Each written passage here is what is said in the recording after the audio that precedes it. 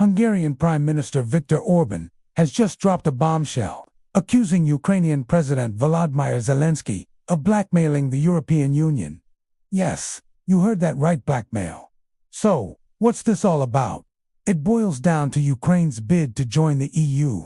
Orbán claims that Zelenskyy is using aggressive and demanding tactics to pressure Brussels into fast-tracking Ukraine's membership talks.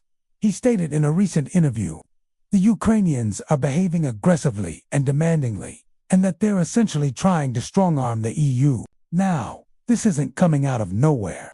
Hungary has been the main obstacle to starting these formal accession talks. Orbán's government has a list of grievances, primarily concerning the rights of the Hungarian ethnic minority living in Ukraine's Zakarpattia region. They're demanding that Ukraine restore language and education rights that were in place before 2015. Until those demands are met, Orbán says, Hungary will not give the green light. Think of the EU as a club where every single member has to agree before a new one can join.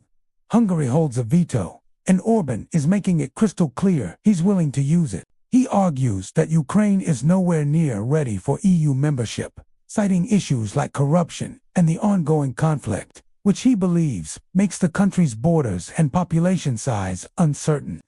He even said it would be absurd, ridiculous, and not serious to start negotiations under these circumstances. This puts the rest of the EU in a really tight spot. Most other member states, including giants like Germany and France, are pushing to begin the talks. They see it as a crucial signal of support for Ukraine and a strategic move against Russian influence. The European Commission has even recommended starting the negotiations, acknowledging that while Ukraine has made progress on reforms, there are still a few more steps to take. The upcoming EU summit in mid-December is shaping up to be a major showdown. All 26 other leaders will be trying to convince Orbán to change his mind, but he seems to be digging in his heels, suggesting that any decision should be postponed. He has even hinted that this issue is linked to a separate battle over billions in EU funds for Hungary, which are currently frozen due to concerns about the rule of law in his country. This has led some to speculate whether Orbán is using the Ukraine issue as leverage to get that money released. So, on one side, you have the EU and Ukraine pushing for unity and a historic step forward. On the other, you have Orbán standing firm, citing national interests and accusing Ukraine of aggressive tactics.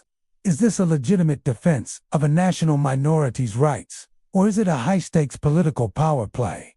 What do you think? Is Orbán justified in his stance, or is he holding the entire continent's strategy hostage? Let me know your thoughts in the comments below. Thanks for watching. If you found this breakdown helpful, please hit that like button and subscribe for more deep dives into global politics. See you in the next video.